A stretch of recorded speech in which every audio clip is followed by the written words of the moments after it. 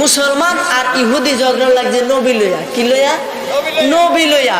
ইহুদি ব্যক্তি বলতেছে তাদের নবী ঈসা আলাইহিস সালাম বড়, আর আমরা মুসলমান ব্যক্তি বলতেছে আমরা নবী মুহাম্মদ সাল্লাল্লাহু আলাইহি সাল্লাম বড়। জোরে বলেন সুবহানাল্লাহ। আমার ভাইরা বাবারা বন্ধুরা, ইহুদি আর মুসলমান ঝগড়া লাগছে নবী লইয়া। ইহুদি বলে তোমরা নবী যদি এতই বড় হইতো তাইলে নিচে কেন লাগিয়ে উপরে থাকতো। কারণ ঈসা আলাইহিস সালাম কোন খুব মনোযোগ, যেমন নিয়ত করছে তেমন কাজ। তিনি কাবা ঘরের ভিতরে ঢুকলো। আমরা নবী দেখেন কত সম্মান, এটা বোঝানোর জন্য বলতেছি। কাবা ঘরের ভিতরে ঢুকলো, দুই রাকাত নামাজের নিয়ত করলো। হঠাৎ করে যখন নিয়ত বাঁধবে তেনার মনে হয়ে গেল হাই রে, নামাজ পড়লে তো কাবা লাগে। কি লাগে? কাবা লাগে। নামাজ পড়লে কি লাগে? কাবা লাগে। লাগে না? পশ্চিম কাবা কমবে এদিকে না, আমরা কিন্তু এদিকে ফিরে নামাজ পড়ছি, এদিকে ফিরে নামাজ পড়ছি ইনশাল্লাহ। এখন কারণ কি? এদিকে কি কাবা, এদিকে কি কাবার সামনে রেখে আমরা নামাজ পড়া লাগে। কথা বলেন ঠিক কিনা? বাইতুল্লাহ আল্লাহর ঘর, এই কাবারের সামনে রেখে আমরা নামাজ পড়ি। এখন এই আমাদের ইমামে আজম আবু হানিফা কাবা ঘরের ভিতরে ঢুকছে। এখন কাবা ঘরের ভিতরে কি আরো কোনো কাবা আছে? নাই। কারণ আপনার ঘরের ভিতরে আর কোনো ঘর আছে? নাই। মাহফিলের ভিতরে একটা মাহফিল আছে? নাই। কাবা ঘর কিন্তু একটাই। সে কাবা ঘরের ভিতরে ঢুকে নামাজ পড়বে, নিয়ত করছে। নিয়ত যদি ভঙ্গ করে তাহলে গুনাহগার হবে। এখন সে মনে মনে নিয়ত করে হাই রে, এখন তো নামাজ পড়লে কাবা লাগে, এখন আমি কাবা পায়াম কই? এই কাবার ভিতরে আরেক কাবা পামু কই? ডাক দেয়া কই মাবুদ দয়াময় আল্লাহ, আমি তো নিয়ত করছি, আমার নিয়ত তুমি কবুল করো, আমার নিয়ত তুমি পূরণ করো। আল্লাহ গো, নামাজ পড়লে তো কাবা লাগে, ঘর আমি কাবা পামু কই? ডাকতেছে কারে? ডাকতেছে কারে? আল্লাহরে। এমন সময় আপনি আমার নবী রাহমাতাল লিল হাজির হইয়া গেছে। কেলা হাজির হইছে? নবী। ডাকছে কারে? আইছে কেলা? খুব মনোযোগ, ফেস লাগাইন না আমার ভাইয়েরা বাবারা বন্ধুরা। ডাকতেছে আল্লাহ আমার সাহায্য করো। আইছে নবীজি। নবীজি আইসা বলতেছে ওই রে আবু হানিফা, তোর কি হয়েছে? কি সমস্যা? তুই কান্নাকাটি করস কেন? ও হুজুর গো, ও হুজুর, আমি নিয়ত করছি এই কাবা ঘরের ভিতরে 2 রাকাত নামাজ পড়বো। এখন আমি কাবা ঘরের বাহিরে থাকতে, যেখানে থাকতাম, যেই দিকে থাকতাম, আমি কাবার দিকে ফিরে নামাজ পড়তাম। এখন আমি কাবার ভিতরে, এখন এই কাবার ভিতরে আমি আরেক কামও পাবো কই? যেটা বলেন সুবহানাল্লাহ। কাবার ভিতরে আমি আরেক কাবা কোথায় পাবো? তখন আমার নবীজি বলতেছেন আবু হানিফা রে, ও আবু হানিফা, তুই কি জানোস না আমি নবী হলো কাবার কাবা। আসল কাবা না চিনিলে ডাকলে কি আর তারে মিলে? আসল কাবা না চিনিলে ডাকলে কি আর তারে মিলে? নামাজ রোজা সব বিফলে, নামাজ রোজা সব বিফলে, বৃথায় আল্লাহু আকবার। মন ভাঙ্গা না মসজিদে ভাঙ্গা, ভাঙ্গায় আল্লাহর কাবা ঘর, ভাঙ্গায় আল্লাহর কাবা ঘর। মন মন্দিরে আল্লাহর বাড়ি, মন মন্দিরে আল্লাহর বাড়ি, বেতা দিস না তার ভিতর। মন ভাঙ্গা না মসজিদে ভাঙ্গা, ভাঙ্গায় আল্লাহর কাবা ঘর।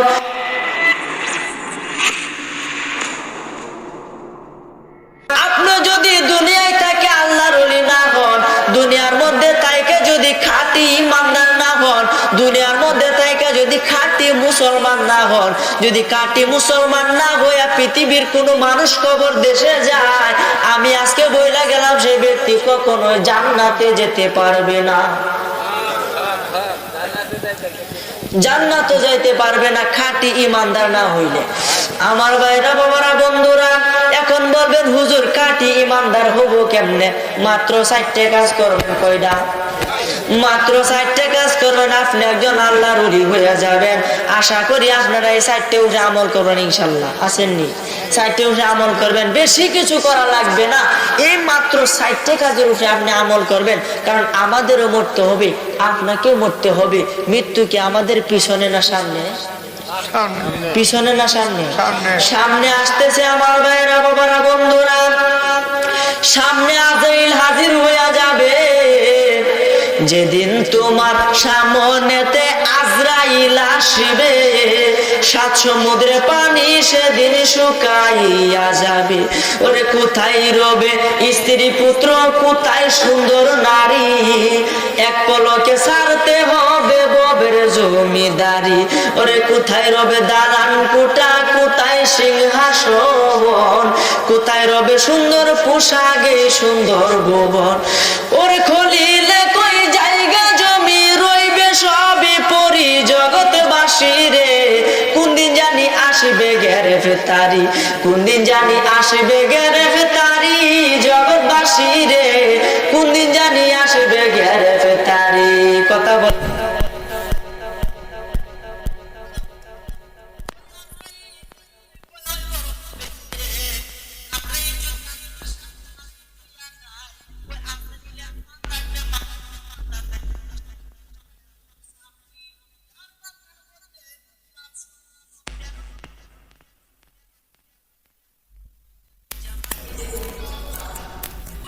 মানা লাগবে দিন না, এত বড় আজরাইল আপনার বুকটার মধ্যে হাত দিবে, হাত দিয়ে আপনার কলজাটা আপনার রুহুটা টান মারে বাইর করে ফেলাইবে। আমার নবীজি বলেন প্রত্যেক মানুষের জন্য দুইটা করে কিয়ামত আছে, একটা কিয়ামত হচ্ছে বড় আর একটা কিয়ামত হচ্ছে ছোট। বড় কিয়ামত কোনটা? বড় কিয়ামত হলো ইসরাফিল আলাইহিস সালাম যখন সিংহার মধ্যে ফু দিব, তখন এই সারাটা পৃথিবীর মধ্যে একটা কিয়ামত হবে। এই কিয়ামতটা হলো বড় কিয়ামত। আর ছোট কিয়ামত কোনটা? ছোট কিয়ামত হলো যেই মানুষ যেই সময় মৃত্যুবরণ করবে, এই মরণের সময়টা তার জন্য একটা কিয়ামত, এটাও একটা কিয়ামত। এই জন্য আমার ভাইরা বাবারা বন্ধুরা, যেহেতু আমাদেরকে মরতেই হবে, আপনাকে মরতেই হবে, আমাকে মরতেই হবে, আসুন আমরা মরার আগে মরার কিছু পাথেয় সংগ্রহ করে নিই। মরার আগে কিছু কবরে নিয়ে যাওয়ার জন্য কিছু আমল এই পৃথিবীর মধ্যে করে কবরে যায়, তাহলে 100% আপনি কবরে শান্তি পাওয়া যাবে। আর যে ব্যক্তি বেঈমান, সে কবরে রাখবো, রাখার পরে দে মুনকার নামক দুইজন ফেরেশতা আইবা কবরের মধ্যে প্রশ্ন করবে। কবরের মধ্যে প্রশ্ন করার পরে যদি আপনি উত্তর দিতে পারেন, ওই কবরটা হবে আপনার জন্য শান্তিময়। উত্তর দিতে না পারলে এই কবরটা হবে আপনার জন্য অশান্তিময়, যন্ত্রণাদায়ক। ওই 3.5 হাত মাটির ঘরের মধ্যে 99টা সাপ কবরের মধ্যে চলে আসবে, এবং এক একটা সাপের বিষ এতই ভয়ঙ্কর হবে, ওই 99টা সাপের ভিতরে একটা সাপ যদি পৃথিবীর দিকে মুখ করে একটু শ্বাস ছাড়ে, তাহলে পুরা পৃথিবীর মধ্যে আর কোন রকম ফসল জন্মাবে না। এত ভয়ঙ্কর বিষ। এই 99টা সাপ বেঈমান ব্যক্তিদের এই নাভির মধ্যে দংশন করবে। তাছাড়া কবরের দুই পাশে মাটির সাপ দিয়ে তার হাড়গুলা একসাথে করে ফেলবে, তার পাঁজরগুলা ভেঙে চূর্ণ করে ফেলবে, তাকে লোহার গদা দিয়ে পিটানো হবে। জাহান্নামের আগুন কবরের মধ্যে ধাউ ধাউ করে জ্বলে উঠবে। তাহলে বেঈমান হলে কি আমরা সকলে কবরে যাইতে চাই? কেউ চাই না। আসুন আমরা খাঁটি ইমানদার হই, কাঠি দিলে তওবা করি। নিজের জীবনে যা কিছু গুনাহ করছেন আপনি, ছোট থেকে এই পর্যন্ত 80 বছর বয়স আপনার, 70 বছর বয়স আপনার, কোনো টেনশন নাই। আপনার গুনাহ যদি বৃক্ষের পাথার চাইতে আরো বেশি হইয়া যায়, আপনার গুনাহ যদি সমুদ্রে ফেনার চাইতে আরো বেশি হইয়া যায়, আপনার গুনাহ যদি পাহাড়ের চাইতে আরো বেশি হইয়া যায়, নো টেনশন, মাফের ব্যবস্থা আছে। আমার আল্লাহ আপনি আমাকে কত ভালোবাসেন দেখেন। হাজার অত্যাচারের পরেও আল্লাহ তওবার দরজা খোলা রেখেছেন। ওই তওবার দরজার মধ্যে এইখানে বৈশা যদি আপনি তওবা করতে পারেন, অর্থাৎ সমস্ত গুনাহ থেকে ফিরে আসতে পারেন, সমস্ত গুনাহ থেকে তওবা করতে পারেন, তাহলে আমার আল্লাহ বলে তুই তওবা করে তোর চোখ থেকে সামান্য পরিমাণ পানি, 1 ফোঁটা পানি চোখ থেকে বাইর করছ, তে চোখের পানি বাইর হতে দেরি হইব, আমি আল্লাহ তোর তওবা কবুল করতে দেরি করতাম না। তাহলে তওবা করা দরকার আছে না? একদিন এই তওবার দরজা বন্ধ হয়ে যাবে। কি হবে? তওবার দরজা বন্ধ হয়ে যাবে। বলবেন হুজুর তওবার দরজা কখন বন্ধ হবে? এই পৃথিবী কিয়ামত হওয়ার 120 দিন আগে তওবার দরজা বন্ধ হয়ে যাবে। 120 দিন? 120 দিন আগে তওবার দরজা বন্ধ হয়ে যাবে। আমার নবীজি বলেন এই পৃথিবী কিয়ামত হওয়ার আগে 10টি আলামত ঘটবে। হুজুর ঠিক আছে না? 10টি আলামত ঘটবে। এই 10টি আলামত ঘটার পরে দিয়া এটা হলো বড় বড় আলামত। এই 10টি আলামত ঘটার পরে দিয়ে এই পৃথিবী ধ্বংস হয়ে যাবে। এর আগে অনেকগুলো ছোট ছোট আলামত ঘটবে। ছোট ছোট আলামতের মধ্যে ঘন ঘন মসজিদ হবে, আফত হবে, নারীর সংখ্যা বেড়ে যাবে, পুরুষের সংখ্যা কমে যাবে, মানুষ অযোগ্য ব্যক্তি যোগ্য স্থানে বসবে, মুরব্বীদেরকে যুবক ভাইরা মানবে না, যুবক ভাইরা মুরব্বীদেরকে মানবে না, তাছাড়া মহিলারা বেপরদায় চলাচল করবে, মানুষের এলেম কমে যাবে। এই হকের এলেম, ইসলামের এলেম তাদের মাথার মধ্যে থাকবে না, সবকিছু ধ্বংস হয়ে যাবে। পবিত্র কাবাঘরকে মাটির সঙ্গে মিশিয়ে দিবে, হজ করা বন্ধ হয়ে যাবে, কোরআন থেকে অক্ষর উঠে যাবে। এরকম অনেক অনেক আলামত ঘটবে। ইহার মধ্যেও 10টি আলামত হচ্ছে সবচেয়ে বড়। জোরে বলেন সুবহানাল্লাহ। এই 10টি আলামত আপনারা শুনবেন ইনশাআল্লাহ। আছেন ইনশাআল্লাহ? আজকে সারা রাত আছেন আপনারা? যে আপনারাও তো তাহলে আমিও আছি, আছেন ইনশাআল্লাহ। আমার ভাইরা বাবারা বন্ধুরা একটু সামান্য মনোযোগ দেন, কারণ আমি বেশি কথা বলবো না, বক্তা আসতেছে, বক্তা আসলে আমি সাইরা দিব। আমার ভাইরা বাবারা বন্ধুরা আপনিও ধ্বংস হয়ে যাবেন, আমিও ধ্বংস হয়ে যাব। এই জন্য আসুন, বেশি বাহাদুরি নয়, টাকার বড়াই নয়, জাগার বড় নয়, নিজের অহংকার করা যাবে না, নিজেকে এত বড় করা যাবে না। আমার এলেম অত বেশি, আমার এলেম অত বেশি, আমি এরে ধুলাই করছি, হেরে ধুলাই করছি, আমি এমুক আমি তেমুক, এটা বলা যাবে না। কারণ আপনার যদি এলেম থাকে আপনি চুপ করে থাকবেন, আপনার যদি এলেম থাকে আপনি মুখ খুলবেন না, আপনার যদি এলেম থাকে আপনি ঠান্ডা মাথায় কথা বলবেন, আপনার যদি এলেম থাকে মানুষদেরকে সুন্দর ভাষায় বোঝাইবেন, আপনার যদি এলেম থাকে আপনি কোনোদিন কোন রকম রাগান্বিত ভাবে কারোর সাথে কথা বলবেন না, আপনার যদি এলেম থাকে আপনি সুন্দর ভাষা সকলের সাথে ভালো ব্যবহার করবেন। কথা বলেন ঠিক কি না? আজকালকার বহুত আলেম আছে দেখবেন এলেম অভাব নাই, আর অহংকার অহংকার। কথা বলেন ঠিক কি না? আমার নবীজি বলেন যার মধ্যে সরিষার দানা পরিমাণ অহংকার থাকবে তার কোনো আমলে আল্লাহর দরবারে কবুল হবে না। যেমন লাকড়ি আগুনের মধ্যে দিলে লাকড়ি কি তাহে ফুইরে ছাই হয়ে রইল না, তেমনি যার ভিতরে সরিষার দানা পরিমাণ অহংকার আছে, তার এই অহংকার তার যত আমল আছে সমস্ত আমলে লাকড়ির মতো ফুইরে ছাই করে দেয়। অহংকার করা খুব ভালো জিনিস, ভালো না। এই জন্য আমার ভাইরা বাবারা বন্ধুরা ইনশাল্লাহ এই পর্যন্ত বড় হয়েছে, আমার শুরু শুরু অনেক মানুষ আছে না দেখবেন বহুত মাহফিলে গদর্ক, এটা কি আমি অহংকার করলে চলবো? কারণ আল্লাহ যদি আপনার সম্মান উপরে তুলে, আমি সারা জীবন আপনি ট্যাঙ্গ ধরে টানলাম, এক ফোঁটা নিচে নামাই তার পান, আর আপনাকে আল্লাহ সম্মান দিবে না। আমি সকলে মিললে একসাথে খালি উঠে উঠে ধাক্কা দিতেছি, উঠে উঠে তুলতেছি, এক ফুটে উঠবো? উঠতো না। আমার ভাইরা বাবারা বন্ধুরা এই জন্য আল্লাহর হাতে সবকিছু, আল্লাহর হাতে জীবন মরণ, আল্লাহর হাতে আপনার লেখা, আল্লাহর হাতে আপনার সৃষ্টি। এখান থেকে এই পর্যন্ত আল্লাহ নিজ হাতে বানাইছে, এখান থেকে এই পর্যন্ত ফেরেশতারা বানাইছে। আমার ভাইরা বাবারা বন্ধুরা এই জন্য কারো মুখ দেখে হিংসা করা যাবে না, এর মুখ কালা এর মুখ বালা এটা বলা যাবে না। নিজেকে সব সময় ন্যস্তি রাখতে হবে, সকলের সাথে ভালো ব্যবহার করতে হবে, সমস্ত আমলের মধ্যে নবীর সুন্নত মিশাইতে হবে, সমস্ত আমলের মধ্যে নবীজিকে হাজির নাজির রাখতে হবে, সমস্ত আমলের মধ্যে নবীজির মোহাব্বত ভিতরে থাকতে হবে, তাইলে আপনি সমস্ত আমল আল্লাহর দরবারে কবুল হইয়া যাবে। আমার ভাইরা বাবারা বন্ধুরা, কারণ আমরা মরার পরে ফুলসিরাত পার হইতে হবে। ওই ফুলসিরাতের মধ্যে আপনি আমার নবী ছাড়া কোনো আপন নাই, কোনো সাথী নাই। ওই ফুলসিরাত এতই ভয়ঙ্কর, চুলের মতো চিকন আবার হীরার মতো দাঁত, এবং 30,000 মাইল লম্বা হবে ওই ফুলসিরাত, আবার কত অন্ধকার। ওইটার উপর দিয়ে আপনি আমাকে পার হয়ে ওই পারে যাইতে হবে, ওইখানে আপনি আমার নবী ছাড়া কোনো সাথী থাকবে না। ফুলসিরাতে হীরার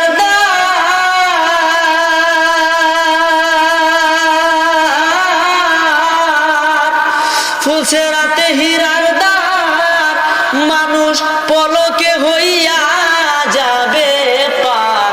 ওরে নেকের কাজ করলে দুনিয়াতে আখিরাতে আমল নামায় আসিবে ডান হাতে।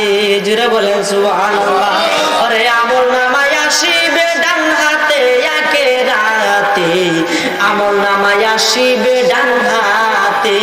ফুলছে রাতে হীরার দ্বার, মানুষ পলকে হইয়া যাবে পার।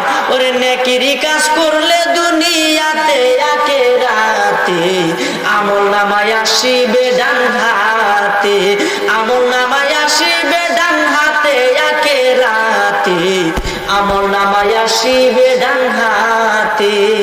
তিন কাতারে খুরে কারা, হিসাব নিবে যারা যারা, নেকি বদি দাঁড়াবে একসাথে। জোরে বলেন সুবহানাল্লাহ। সেদিন তিন কাতারে করে খারা, হিসাব নিবে যারা যারা, নেকি বদি দাঁড়াবে একসাথে। আপন কর্ম অনুসারে ফল দিবে সই পড়ুয়ারে, আপন কর্ম অনুসারে ফল দিবে সই পড়ুয়ারে। কেউ দুজক কেউ যাবে জান্নাতে আখিরাতে আমল নামায় আসিবে ডান হাতে আমল নামায় আসিবে ডান হাতে আখিরাতে আমল নামায় আসিবে ডান হাতে। সূর্যের আলো এত গরম, থাকিবে না লজ্জা শরম, তামার জমিন হবে হাসরেতে। সূর্যের আলো এত গরম, থাকিবে না লজ্জা শরম, তামার জমিন হবে হাসরেতে। সেদিন কেউ কাউরে না চিনিবে, ইয়া নাফসি শব্দ হবে। কেউ কাউরে না চিনিবে, ইয়া নাফসি শব্দ রে হবে। মগজ গলে পড়বে জমিনেতে আখিরাতে আমল নামায় আসিবে ডান হাতে আমল নামায় আসিবে ডান হাতে আখিরাতে আমল নামায় আসিবে ডান হাতে। জোরে বলেন সুবহানাল্লাহ। এই দুনিয়ার মধ্যে যদি আপনি নেকের কাজ করেন, ভালো কাজ করেন, হাসরের ময়দানে আপনার আমল নামা আপনার ডান হাতে আসবে। আর যদি পাপ কাম করেন, আমার নবীজি আপনাকে শাফায়াত করতে পারবে না। নবীর প্রতি যদি আপনি দুরূদ না পড়েন, নবীজি আপনাকে শাফায়াত করবে না। আল্লাহর নামাজ যদি আপনি না পড়েন, তাহলে নবীজি আপনার শাফায়াত করবে না। এর জন্য আসুন কিছু কিছু আমল অন্তত আমরা করে যাই, কিছু কিছু আমল অন্তত আমরা করে যাই। কারণ আপনি যদি নামাজ পড়েন আর নবীর প্রতি বেশি বেশি দুরূদ শরীফ পড়েন, তাহলে আপনার কি লাভ, কি মুর্তবা। হাসরের ময়দানে লক্ষ লক্ষ কোটি কোটি মানুষের ভিতরে আপনার কালো চেহারাটা নূরে চমকাইতে শুরু করবে। হোক কালা হোক দলা, এতে নবীজি কিছুই মনে করবে না। আপনি যদি দুরূদ আর আল্লাহর নামাজ যদি দুনিয়ার মধ্যে বেশি বেশি করে যান, তাহলে আপনার চেহারার মধ্যে নূর জমকাইতে থাকবে। আর এই দূরাই থেকে দেখবেন ওই যে লোকটার চেহারার মধ্যে নূর জমকাইতেছে, নবীজি এই লোকগুলার এরা এরা ফেরায় ফেরায় গিয়ে ওই লোকটারে ধরে জান্নাতে লয়ে যাবে। আর কোনো চিন্তা আছে? কোনো ভয় আছে?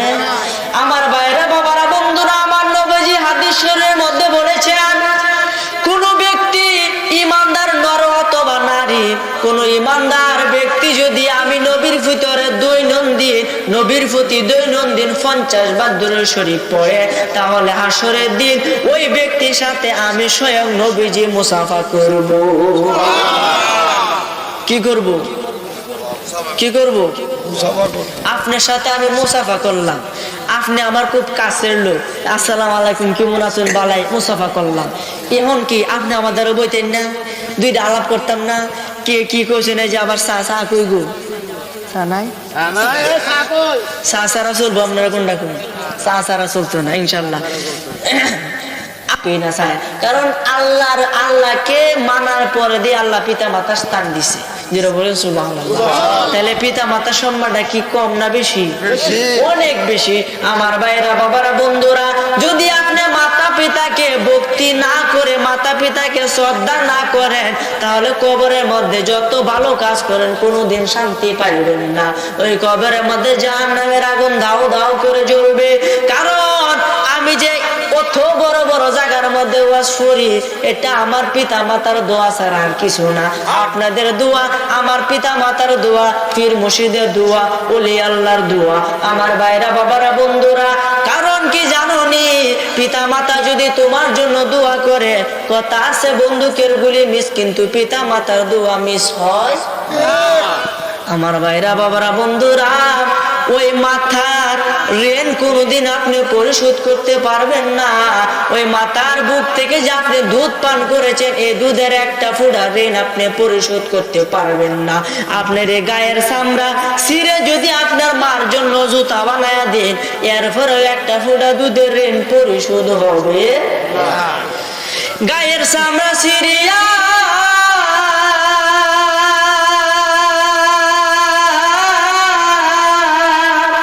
গায়ের চামড়া ছিঁড়িয়া পায়ের জুতা বানায়া মায়ের পায়ে দিলে ঋণের সুদ হবে না। এমন মাকে আমরা কোথাও পাবো না, এমন মাকে আমরা কোথাও পাবো না রে। হায় হায় রে, মায়ের গর্ভে তাকিয়া রক্ত মাংস খাইয়া গঠিত হইল আমার দেহ খানা। বেঁচে থাকবো যতদিন, বেঁচে থাকবো যতদিন, মায়ের কাছে থাকবো ঋণ। মায়ে না মাফ করিলে ক্ষমা পাবো না, এমন মাকে আমরা কোথাও পাবো না রে। কথা বলেন ঠিক কিনা? ওই মায়ের স্থান আল্লাহ এত উঁচা করেছেন। আমার ভাইরা বাবারা বন্ধুরা, বড় পীর আব্দুল কাদের জিলানী, মাহবুবে সুবহানী, কুতুবে রাব্বানী কেমন ওলি ছিলেন, কেমন মায়ের সন্তান। আমার ভাইরা বাবারা বন্ধুরা, ওনার আব্বা আম্মা এত পবিত্র ছিল, এতই আমলদারি ছিল, যার থেকে আব্দুল